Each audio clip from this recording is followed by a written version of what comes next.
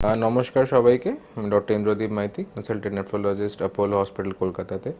তো আজকের টপিকটা যেটা আমরা ডিসকাস করব সেটা হচ্ছে যে ইউরিন অ্যাবনর্মালিটি কিংবা ইউরিনের কি কি সমস্যা হতে পারে।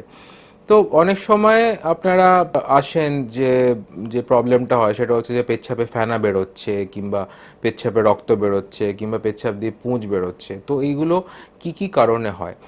সব থেকে ইম্পর্ট্যান্ট জিনিস যেটা আমরা ইউরিনের দিক দিয়ে দেখি সেটা হচ্ছে যে রক্ত বেরোনো আর হচ্ছে প্রোটিন বেরোনো।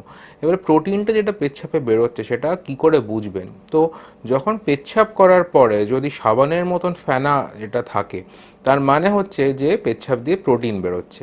এবারে এই পেচ্ছাপের প্রোটিনটা কি কি কারণে হতে পারে? তো সব থেকে জিনিসটা বুঝতে হবে যে পেচ্ছাপে প্রোটিনটা বেরোচ্ছে কি কারণের জন্য। তো এটাকে পেচ্ছাপে যখন প্রোটিন বেরোয় সেটাকে বলা হয় প্রোটিনুরিয়া। না, নর্মালি আমাদের ইন্ডিভিজুয়ালদের মধ্যে 150 মিলিগ্রাম প্রোটিন 24 ঘন্টায় বেরোনো নর্মাল। এবারে এনি প্রোটিন যেটা কি এর ওপরে হচ্ছে সেটাকে বলা হয় প্রোটিনুরিয়া। ইনফ্যাক্ট অনেক সময় 300 মিলিগ্রাম অবধিও নর্মাল রাখা যায়, ঠিক আছে। যেমনি একটু এল্ডারলি পপুলেশন যখন থাকে 60-65 বছর, তখন 300 অবধি রাখা যায়, কিন্তু এনিথিং অ্যাবাভ 300 সেটাকে একটা সিগনিফিক্যান্ট একটা আমরা প্রোটিনুরিয়া বলে থাকি। এবারে প্রোটিনুরিয়ার অনেক কারণ থাকে। সব থেকে কমন কারণ সেটা হচ্ছে যে একটা পজিশনাল প্রোটিনুরিয়া, যেটা হচ্ছে অনেক ইন্ডিভিজুয়ালে হয়। সেটা হচ্ছে যে পেশেন্ট বিছানায় শুয়ে আছে, তারপরে উঠে এসে ইউরিন করতে গেল আর পেচ্ছাপটা হলো। সেটাকে অনেক সময় পজিশনাল প্রোটিনুরিয়া বলা হয় আর অর্থোস্ট্যাটিক প্রোটিনুরিয়া বলা হয়। সেটা বিনাইন কন্ডিশন, সেটা নিয়ে কোনো কিছু মানে প্রবলেম হয় না। তো এটা আমরা কি করে বুঝি? যদি পেশেন্ট শুয়ে যেই পেচ্ছাপটার মধ্যে প্রোটিন না থাকে, যদি দাঁড়িয়ে প্রোটিন থাকে, তার মানে এটা পজিশনাল অর্থোস্ট্যাটিক প্রোটিনুরিয়া হয়, আর এটাকে জাস্ট ক্লোজ ফলো আপ করে যথেষ্ট। নেক্সট প্রোটিনুরিয়া যেটা হয় সেটা হচ্ছে যে নেফ্রোটিক রেঞ্জ প্রোটিনুরিয়া কিংবা নেফ্রোটিক সিনড্রোম। এটা জিনিসটা কি হয় সেটা হচ্ছে যে আমাদের কিডনির মধ্যে ছোট ছোট ফিল্টার থাকে যেগুলো প্রোটিনকে ছাঁকনির মতন প্রোটিনটাকে ভেতরে রাখে, যাতে প্রোটিনটা না বাইরে বেরোতে পারে। এবারে যখন এই ফিল্টারটার মধ্যে প্রবলেম থাকে তখন গিয়ে এই নেফ্রোটিক সিনড্রোম ডেভেলপ করে। তো এই নেফ্রোটিক সিনড্রোমে কি হয়? তো নেফ্রোটিক সিনড্রোমে পেচ্ছাপের মধ্যে দিনে 3.5 গ্রামের প্রোটিন এটা বেরোয়, তার সঙ্গে শরীরে যে অ্যালবুমিন লেভেল সেটা 3-এর নিচে, মানে অর্থাৎ 3 গ্রাম/ডেসিলিটারের নিচে এটা কমে যায়। তার সঙ্গে হচ্ছে যে আমাদের যে lipid profile, cholesterol level, triglyceride level, এইগুলো বাড়তে থাকে। তার সঙ্গে হচ্ছে যে পেচ্ছাপ দিয়েও অনেক সময় যে ফ্যাট কন্টেন্ট যেগুলো ট্রাইগ্লিসারাইড এটসেট্রা বেরোতে থাকে। তো এইগুলো সব পড়ে নেফ্রোটিক সিনড্রোমের মধ্যে। এবারে এটার প্রেজেন্টেশন অনেক কারণে হতে পারে। অনেক সময় জেনেটিক কজে হতে পারে, কোনো auto immune cause, that is শরীর নিজেকেই ড্যামেজ করছে, নিজেকে অ্যাটাক করছে, সেই কারণে হতে পারে। তো এটার জন্য যেটা করণীয় সেটা হচ্ছে 12 বছরের ওপরে যত মানে প্রেজেন্টেশন থাকে এই এজে, তো সব ক্ষেত্রেই মোর দ্যান 12 ইয়ার্স একটা kidney biopsy is absolutely necessary. খুবই দরকার আমাদের কিডনি বায়োপসি করা, কি দেখার জন্য যে কি কারণে এই জিনিসটা হচ্ছে। তারপরে আমরা অনেক ধরনের মেডিকেশন আছে, স্টেরয়েডস আছে, তারপরে সাইক্লোফসফামাইড আছে, ট্যাক্রোলিমাস রয়েছে, অনেক টাইপের মেডিকেশনস আছে যেগুলো দিয়ে আমরা এটাকে ম্যানেজ করতে পারি। এবারে 2 থেকে 12 বছরের মধ্যে যদি হয় তাহলে আমাদের তো তখনই বায়োপসি করার দরকার পড়ে না। তখন সেই ক্ষেত্রে আমরা শুধু স্টেরয়েডস দিয়ে দেখতে পারি যে পেশেন্টের কীরকম রেসপন্স থাকে। আর যদি 2 বছরের নিচে থাকে তাহলে এখন আগেকার দিনে মোটামুটি বায়োপসি ছিল যে বায়োপসি করতে হবে, কিন্তু অত কম এজে জেনারেলি যদি 2 বছরের নিচে এই নেফ্রোটিক সিনড্রোমটা হয় তাহলে একটা জেনেটিক স্টাডি করার দরকার পড়ে। তো এটা গেল হচ্ছে যে আমাদের ফিল্টারের জন্য কি কারণে হচ্ছে। সেকেন্ড কারণ যেটা হয় প্রোটিন বেরোচ্ছে সেটা হচ্ছে যে এটাকে বলা হয় টিউবুলার প্রোটিনুরিয়া। মানে হচ্ছে যে আমাদের কিডনির যে একটা কালেক্টিং সিস্টেম থাকে, মানে কিডনি একটা পাইপ সিস্টেমের মতনই ভাবতে পারেন। সেটা ওপরটা হচ্ছে কল, যে আমাদের ফিল্টারটা আছে সেটাকে গ্লোমেরুলাস বলা হয়, আর নিচে যে পাইপগুলো যেগুলো থাকে সেটাকে টিউবুলস বলা হয়।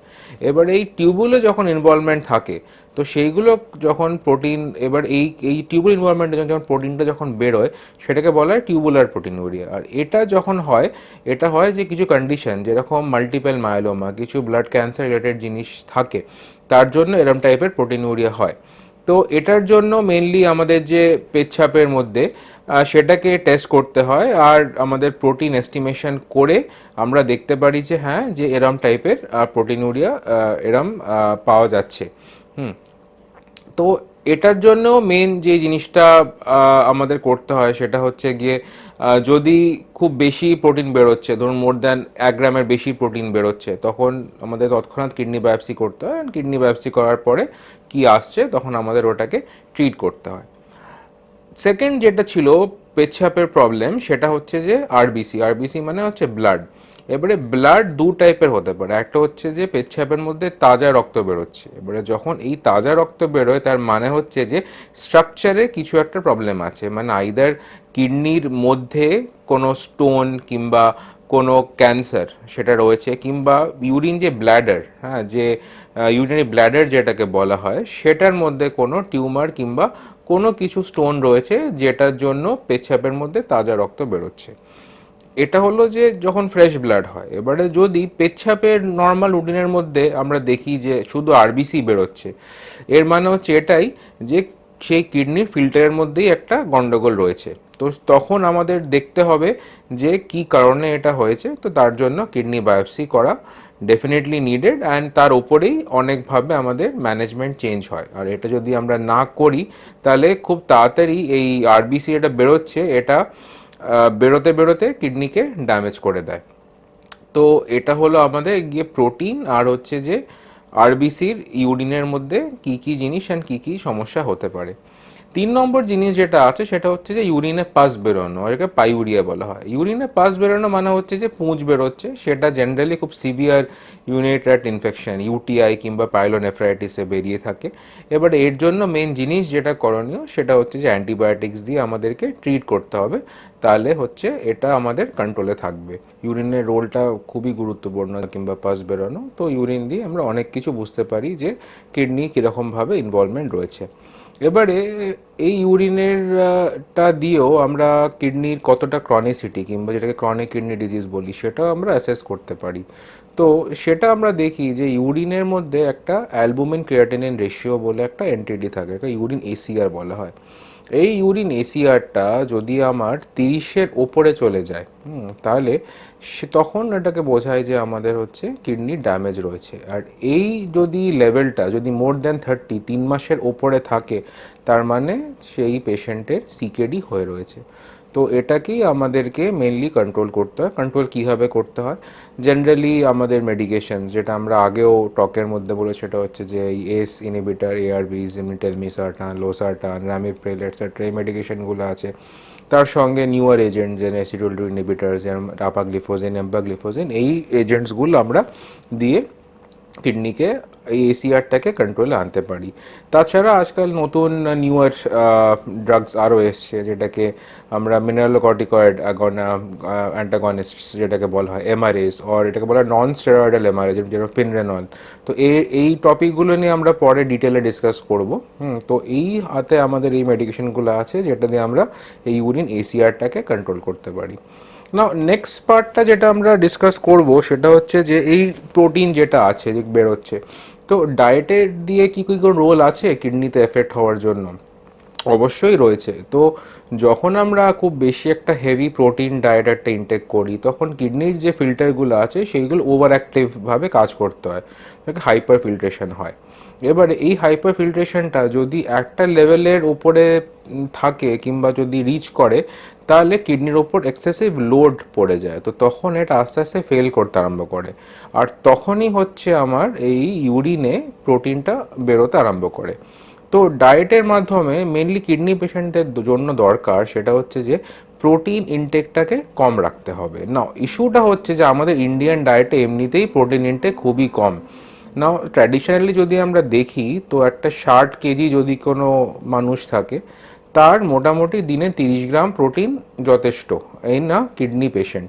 কিন্তু আমাদের এই নর্মাল ইন্ডিয়ান ডায়েট যা আছে, ভেজিটেরিয়ান ডায়েট, তার মধ্যে হয়তো দিনে 25 গ্রাম প্রোটিন থাকে না।